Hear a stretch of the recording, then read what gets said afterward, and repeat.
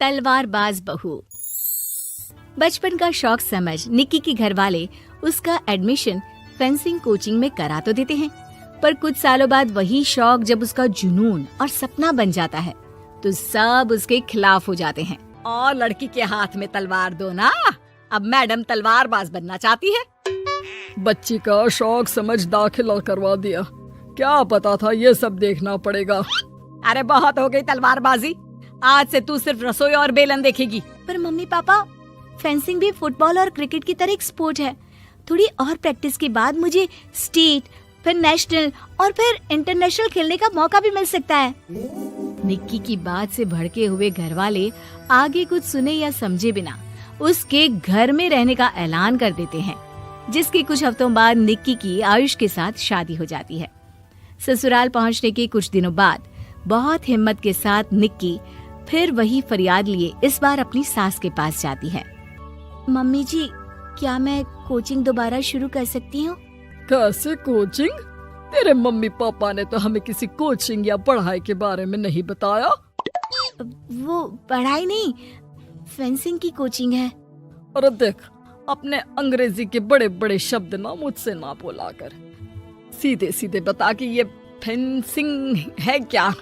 Mummy papa के साथ अपने एक्सपीरियंस के बाद निक्की कोई रिस्क ना लेते हुए सास से झूठ बोल मंजूरी ले लेती है, और इसी के साथ निक्की के सपनों की दुनिया शुरू हो जाती है, जिसमें अब वो सुबह उठ जल्दी जल्दी घर का सारा काम खत्म करके ज्यादा से ज्यादा समय अपनी फेंसिंग प्रैक्टिस में बिताने लगती है।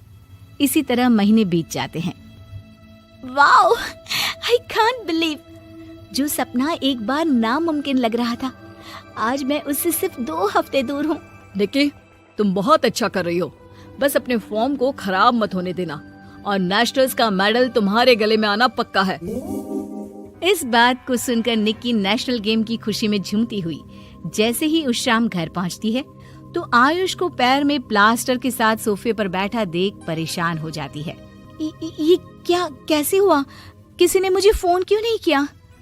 ऑफिस से आते हुए रास्ते में किसी ने टक्कर मार दी, इसलिए बहू कल से इसके ठीक होने तक तो कोचिंग से छुट्टी ले ले, डॉक्टर ने पूरा बेड रेस्ट बोला है। पति की हालत और सास की बात से हैरान परेशान निक्की आगे कुछ बोले बिना अपने कमरे में चली जाती है। अब मैं क्या करूंगी? दोनों तरफ मेरी जिम्मेदारी है, अगर एक भी पूरी नहीं की तो लाइफ में दोबारा सुकून की सांस नहीं ले पाऊंगी। सच बता दूं क्या? नहीं, अगर इन्होंने भी घर में कैद कर लिया तो बचा कुचा मौका भी खो दूंगी।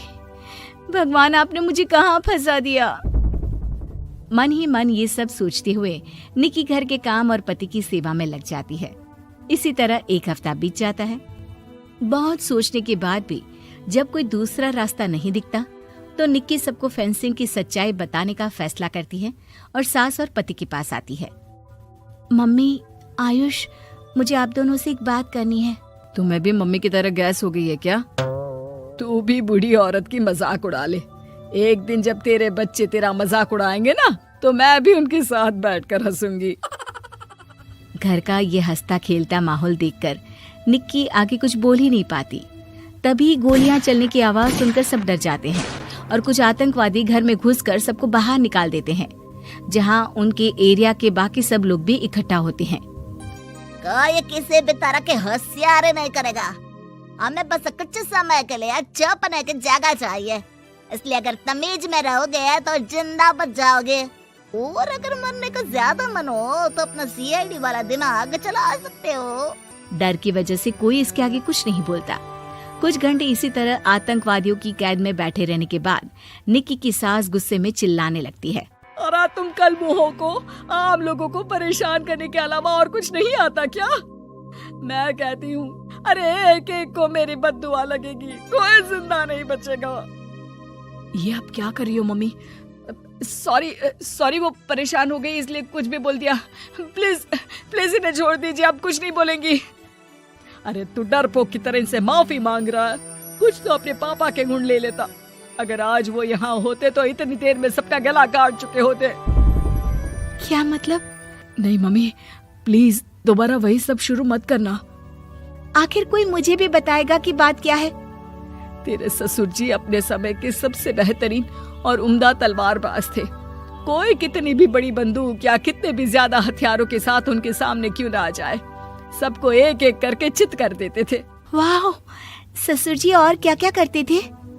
निक्की का इंटरेस्ट देख सास उसे ससुर जी और उनकी तलवारबाजी की कहानियां सुनाने लगती है, जिन्हें बहुत देर तक सुनने के बाद अपने आप को रोक ना पाते हुए निक्की आखिर उनसे तलवार के बारे में पूछ ही लेती है। मम्मी जी, क्या पापा जी की वो तलवार आज भी आपके पास है? अरे इन्होंने अपने बेटे से ज्यादा उस तलवार से प्यार किया है तो फेंक कैसे देती, संदूक में संभाल कर रखी है। आयुष की बात सुन निक्की की आंखें चमक उठती हैं और वो सब कुछ भूल तलवार निकालने की बात कर बैठती है, जिसे सुन बाकी दोनों की आंखें फट जाती हैं। क्या बोला, जरा फिर से बोल। क्या कहानियां सुनकर तुम भी अपने आप को झांसी की रानी समझने लगी? यही समझ लो कि तुमने झांसी की रानी के साथ ही शादी की है। ओ मोहतरमा, जरा सपनों की दुनिया से बाहर निकल आओ और शांति से बैठ जाओ, आई बड़ी झांसी की रानी बनेगी। माहौल की गंभीरता और सास आयुष का रिएक्शन देख निक्की के पास उन्हें सच्चाई बताने के अलावा और कोई ऑप्शन नहीं बचता, इसलिए वो बिना कुछ सोचे समझे और देर किए उन्हें पूरी सच्चाई बता देती है, जिसे सुन दोनों भौंचक्के रह जाते हैं। और इसी के साथ अगले हफ्ते मुझे नेशनल्स खेलने का भी मौका मिला है, भरोसा कीजिए मैं कर सकती हूँ।